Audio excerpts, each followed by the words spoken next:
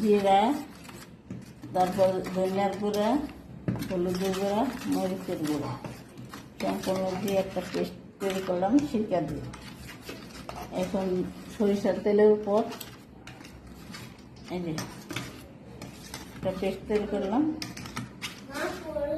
এখন মশলাগুলি ঢেলে দিই।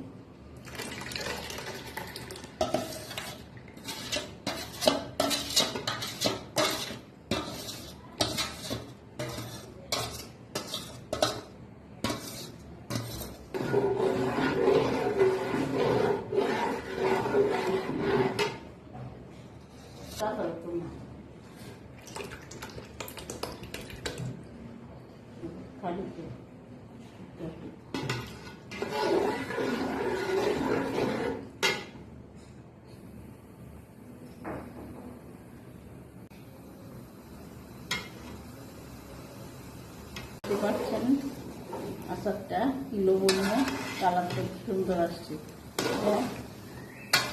সারা বছর ধরে একে খেতে পারবো। এখন বলতে দাও আর 10 থেকে 5 মিনিট এর বেশি খাওয়া যাবে, তাহলে আচার বলে যাবে। লাইক কমেন্ট শেয়ার করবেন, বেশি বেশি লাইক দিবেন। আল্লাহ হাফেজ।